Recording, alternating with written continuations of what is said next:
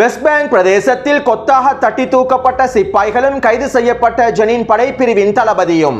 காசாவிலே யுத்த நிறுத்த நிபந்தனைகளை தொடர்ச்சியாக மீறி வரும் இஸ்ரேலிய ஆக்கிரமிப்பு. சவுதி அரேபியாவின் சிறைச்சாலைகளில் இருக்கக்கூடிய ஹமாஸினுடைய தலைமைகளும் யெமன் ஹவுதி இராணுவத்தினர் வழங்கி இருக்கக்கூடிய தகவலும். லெபனானில் போரானது மீண்டும் ஆரம்பிக்கப்பட போகின்றதா? லெபனானில் அமைக்கப்பட்டு வரும் அமெரிக்காவின் மிகப்பெரிய தூதரகமும் லெபனானின் முக்கியமான வளத்தினை சுரண்டுவதற்கு தயாராகும் அமெரிக்க தலைமைகளும்.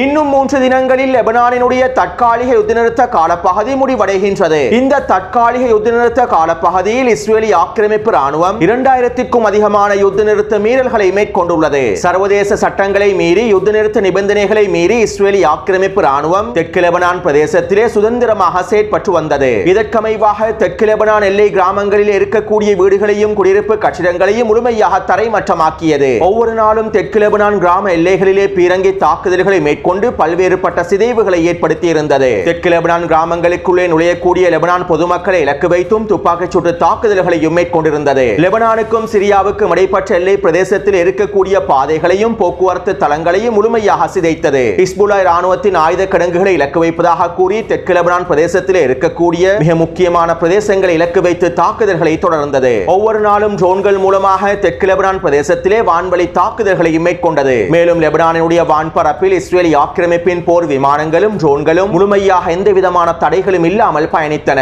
இதன் மூலமாக அவர்களுக்கு தேவையான உளவு தகவல்களையும் அவர்கள் தொடர்ச்சியாக பெற்றுக் கொண்டார்கள். ஆனால் இந்த யுத்த நிறுத்த மீறல்களை தடுத்து நிறுத்துவதற்காக மத்தியஸ்தர்களாக செயற்பட்ட அமெரிக்காவும் பிரான்சும் எந்த விதமான வேலை திட்டங்களையும் முன்னெடுத்திருக்கவில்லை. இப்படியான நிலைமையில் தான் வருகின்ற 26ஆம் தேதி யுத்த நிறுத்தம் நிறைவடைந்ததும் இஸ்ரேலிய ஆக்கிரமிப்பு ராணுவம் தெற்கு லெபனான் கிராமங்களில் இருந்து முழுமையாக வெளியேறிவிட வேண்டும் என லெபனானினுடைய ஜனாதிபதி ஜோசப் அவுன் தெரிவித்துள்ளார். அவ்வாறு இஸ்ரேலிய ஆக்கிரமிப்பு ராணுவம் தெற்கு லெபனான் கிராமங்களில் இருந்து வெளியேறாவிட்டால் நாங்கள் லெபனானின் அரசை ராணுவத்தினை முழுமையாக குறித்த பிரதேசங்களில் களமிறக்குவோம் என்றும் லெபனானினுடைய ஜனாதிபதி ஜோசப் அவுன் தெரிவித்துள்ளார். இதைத் தொடர்ந்து இஸ்ரேலிய ஆக்கிரமிப்பு தலைமைகள் ஜோசப் அவுனுக்கு செய்தி ஒன்றினை அனுப்பியுள்ளார்கள். வருகின்ற 26ஆம் தேதி யுத்த நிறுத்தம் நிறைவடைந்தாலும் எங்களுக்கு தெற்கு லெபனான் கிராமங்களில் இருந்து முழுமையாக வெளியேற முடியாது. நாங்கள் தெற்கு லெபனான் எல்லை பிரதேசத்திலே மேற்கொண்டு வரக்கூடிய ராணுவ நடவடிக்கைகள் முழுமையாக நிறைவடையவில்லை. இதனால் நாங்கள் இன்னும் 1-2 வாரங்களுக்கு குறித்த பிரதேசத்திலேயே தங்கி இருப்போம் என்றும் இஸ்ரேலிய ஆக்கிரமிப்பு தலைமைகள் லெபனானினுடைய ஜனாதிபதி ஜோசப் அவுனுக்கு தெரிவித்திருப்பதாக செய்திகள் வெளியாகியுள்ளன.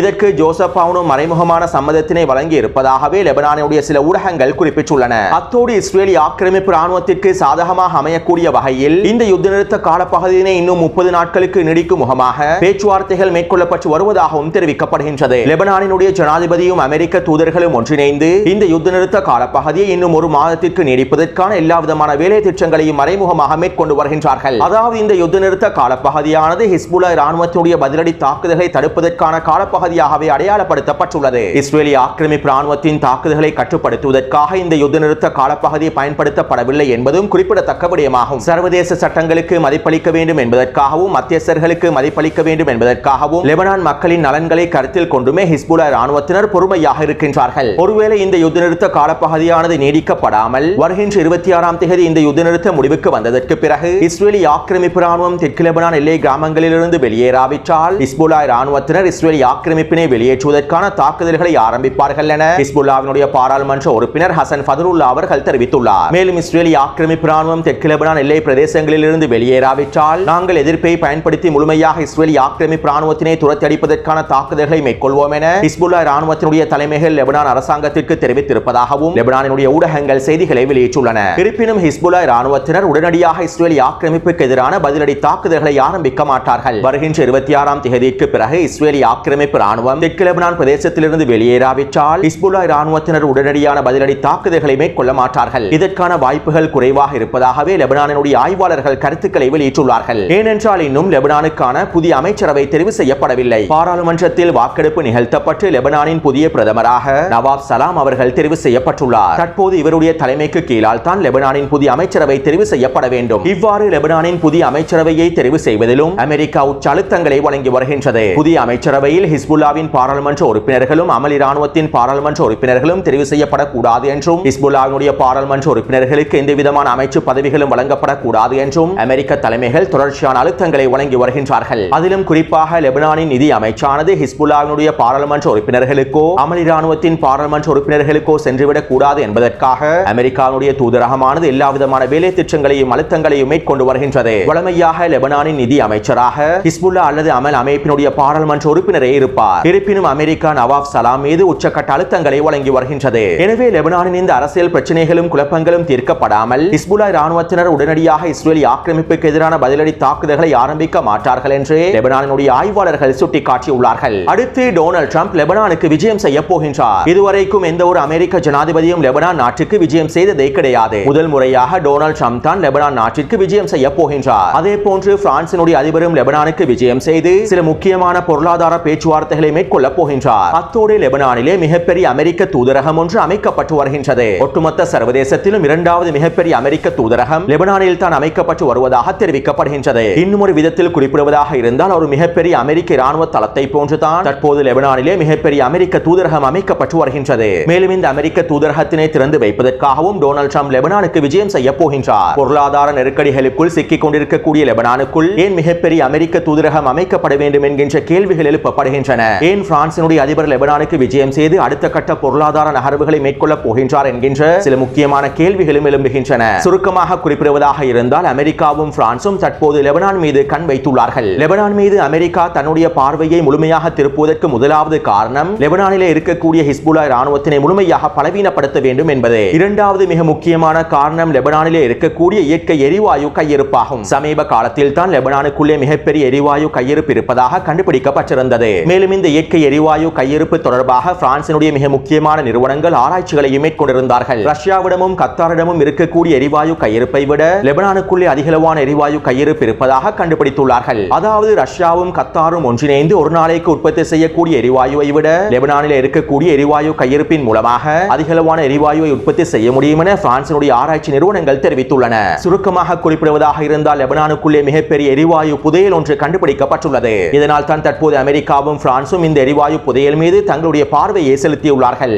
இதற்கமைவாகவே லெபனானிலே யுத்த நிறுத்தத்தினை ஏற்படுத்துவதற்காக பிரான்சும் அமெரிக்காவும் அழுத்தங்களையும் வழங்கியிருந்தது. மேலும் லெபனானுக்குள்ளே அரசியல் சூழ்ச்சிகளை மேற்கொண்டு தங்களுக்கு சாதகமான ஆட்சியாளர்களை நிலைநிறுத்துவதற்காகவும் அமெரிக்கா தொடர்ச்சியான வேலை திட்டங்களையும் முன்னெடுத்திருந்தது.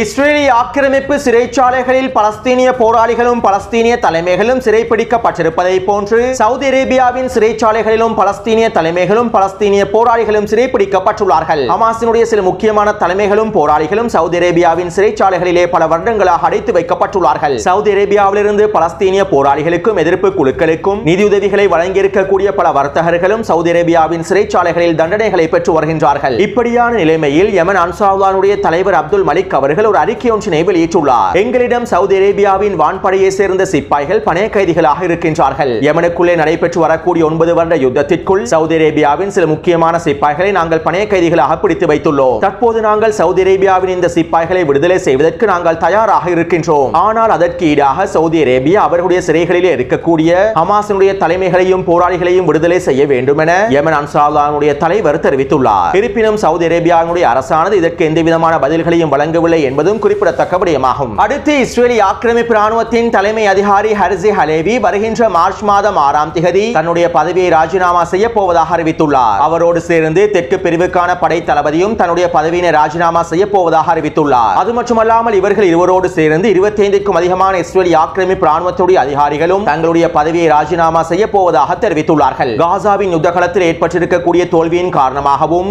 அக்டோபர் 7ஆம் தேதி ஏற்படுத்தப்பட்ட தோல்வியின் காரணமாகவுமே நாங்கள் எங்களுடைய பதவிகளை ராஜினாமா செய்கின்றோம் என இவர்கள் தெரிவித்துள்ளார்கள். மேலும் ஏற்கனவே இஸ்ரேலிய ஆக்கிரமிப்பு ராணுவத்துடைய தலைமை அதிகாரி தன்னுடைய பதவியை ராஜினாமா செய்ய வேண்டும் என இஸ்ரேலிய ஆக்கிரமிப்பின் வலதுசாரி அமைச்சர்களான பென் குவிரும் ஸ்மோட்ரிச்சும் தொடர்ச்சியான கோரிக்கைகளை முன்வைத்திருந்தார்கள். இஸ்ரேலிய ஆக்கிரமிப்பு ராணுவ தலைமை அதிகாரி ஹர்ஸி ஹலேவியின் தலைமையில் இஸ்ரேலிய ஆக்கிரமிப்பு ராணுவத்தினால் ஒரு பொழுதும் வெற்றி பெற முடியாது என்றும் ஸ்மோட்ரிச் பல்வேறுபட்ட சந்தர்ப்பங்களில் தெரிவித்திருந்தார். எனவே தற்போது வருகின்ற மார்ச் மாதம் 6ஆம் தேதி இஸ்ரேலிய ஆக்கிரமிப்பின் ராணுவ தலைமை அதிகாரி பதவியிலிருந்து விலகுவதனால் வலதுசாரி அமைச்சர் அமைச்சரான ஸ்மோட்ரிச் புதிய இராணுவ தலைமை அதிகாரியை தெரிவு செய்வதற்கு அடுத்த கட்ட வேலை திட்டங்களையும் ஆரம்பித்துள்ளார். பெரும்பாலும் புதிய இராணுவ தலைமை அதிகாரியாக மேஜர் ஜெனரல் எல் ஜமீரையே தெரிவு செய்வார்கள் என எதிர்பார்க்கப்படுகின்றது. இவர் காசாவிலே பலஸ்தீனிய மக்கள் இனப்படுகொலை செய்ய வேண்டும் என வெளிப்படையாக தெரிவித்திருந்தார். மேலும் காசாவிலே இஸ்ரேலிய ஆக்கிரமிப்பு ராணுவம் கொடூரமான தாக்குதல்களை மேற்கொள்வதற்கு பின்னால் இவர் தான் முக்கிய பங்காளியாகவும் அமைந்துள்ளார். எனவே தற்போது இவரை தான் ஸ்மோட்ரிச்சும் நெட்டன்யாகவும் இஸ்ரேலிய ஆக்கிரமிப்பு ராணுவத்தின் புதிய தலைமை அதிகாரியாக தெரிவு செய்ய போகின்றார்கள். அடுத்து லெபனானிலே யுத்த நிறுத்த நிபந்தனைகளை மீறுவதை போன்று இஸ்ரேலிய ஆக்கிரமிப்பு ராணுவம் காசாவிலும் யுத்த நிறுத்த நிபந்தனைகளை தொடர்ச்சியாக மீறி வருகின்றது.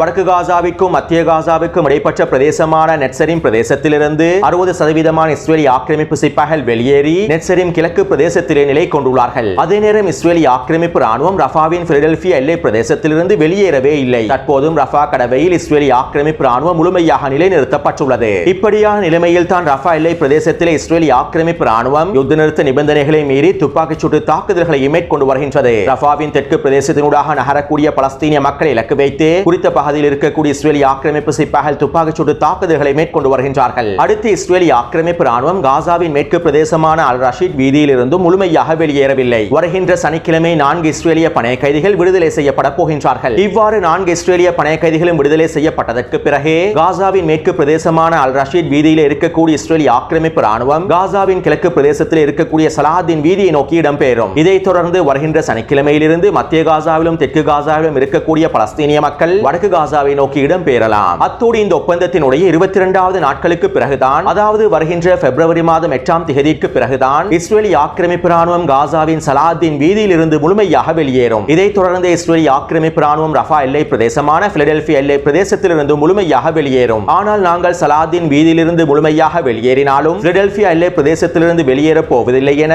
இஸ்ரேலிய ஆக்கிரமிப்பு ராணுவ தலைமை அதிகாரிகள் தெரிவித்து வருகின்றார்கள். அது மட்டுமல்லாமல் நெட்டன்யாகவும் நாங்கள் பிலடெல்பியா எல்லை பிரதேசத்திலிருந்து வெளியேற போவதில்லை என்றும் தொடர்ச்சியான கருத்துக்களை வெளியிட்டு வருகின்றார். பெரும்பாலும் இந்த ஒப்பந்தத்தின் 5வது வாரத்திற்குள் இஸ்ரேலிய ஆக்கிரமிப்பு ராணுவம் ரஃபா எல்லை பிரதேசத்திலிருந்து முழுமையாக வெளியேறிவிட வேண்டும். அவ்வாறு வெளியேறாவிட்டால் இது யுத்த நிறுத்த நிபந்தனைகளை முழுமையாக மீறியதற்கு சமனாகவே கொள்ளப்படும். அத்தோடு வருகின்ற பிப்ரவரி 8ஆம் தேதிக்கு பிறகு இந்த யுத்த நிறுத்த ஒப்பந்தத்தின் 2ஆம் கட்டம் தொடர்பான பேச்சுவார்த்தைகள் ஆரம்பிக்கப்பட வேண்டும். ஆனால் தற்போது இந்த பேச்சுவார்த்தைகளை ஆரம்பிப்பதில் இஸ்ரேலிய ஆக்கிரமிப்பு தலைமைகள் பின்வாங்கி வருவதாகவும் இஸ்ரேலிய ஆக்கிரமிப்பு ஊடகங்கள் தெரிவிக்கின்றன.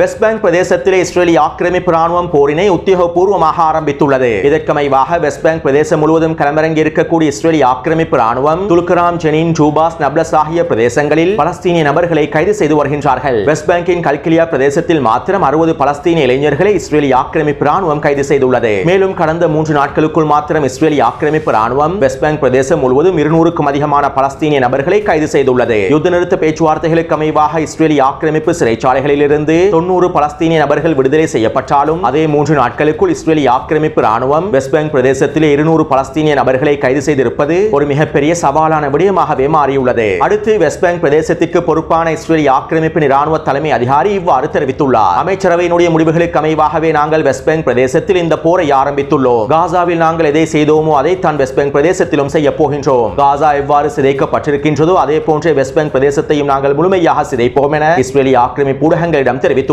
இதற்கமைவாக இஸ்ரேலிய ஆக்கிரமிப்பு ராணுவம் தற்போது ஜெனின் பிரதேசத்தினை முழுமையாக முற்றுகையிட்டுள்ளது. ஜெனின் பிரதேசத்தினுடைய ஒவ்வொரு வீதிகளையும் முழுமையாக முற்றுகையிட்டுள்ளது. இவ்வாறு முற்றுகையிட்டு ஜெனின் பிரதேசத்திற்கான நீர் விநியோகத்தையும் உணவு விநியோகத்தையும் முழுமையாக தடுத்து நிறுத்தியுள்ளது. அது மட்டுமல்லாமல் ஜெனின் பிரதேசத்தினுடைய ஒவ்வொரு வீதிகளையும் இஸ்ரேலிய ஆக்கிரமிப்பு ராணுவம் புல்டோசர் வண்டிகள் மூலமாக சிதைத்து வருகின்றது. ஜெனின் நகர கட்டமைப்பை சிதைப்பதற்கான எல்லா விதமான தாக்குதல்களையும் மேற்கொண்டு வருகின்றது. அத்தோடு ஜெனின் பிரதேசத்தில் இருக்கக்கூடிய பலஸ்தீனிய போராளிகள் இஸ்ரேலிய ஆக்கிரமிப்பு ராணுவத்திற்கு எதிராக தொடர்ச்சியான தாக்குதல்களை மேற்கொண்டு வருகின்றார்கள். நேற்றிரவு ஜெனினுடைய வடக்கு பிரதேசத்திலே பலஸ்தீனிய போராளிகள் தரமான 3 பொறிகளை வைத்துள்ளார்கள். இந்த பொறியிலே இஸ்ரேலிய ஆக்கிரமிப்பு ராணுவத்தின் 2 ஜீப் வண்டிகள் வசமாக சிக்கி வெடித்து சிதறியுள்ளன. இந்த தாக்குதலினால் மாத்திரம் 15க்கும் அதிகமான இஸ்ரேலிய ஆக்கிரமிப்பு சிப்பாய்கள் கொல்லப்பட்டும் படுகாயமடைந்திருப்பதாகவும் தெரிவிக்கப்படுகின்றது. அதே நேரம் இஸ்ரேலிய ஆக்கிரமிப்பு ராணுவத்தின் துப்பாக்கிச் சூட்டு தாக்குதலினால் ஜெனின் படைப்பிரிவினுடைய தளபதி படுகாயமடைந்துள்ளார். இவ்வாறு படுகாயமடைந்த ஜெனின் படைப்பிரிவினுடைய தளபதி ஜெனின் வைத்தியசாலையில் அனுமதிக்கப்பட்டுள்ளார். இந்த சந்தர்ப்பத்திலே கைக்கூலி அப்பாஸினுடைய PA படைகள் ஜெனின் வைத்தியசாலையை முற்றுகையிட்டு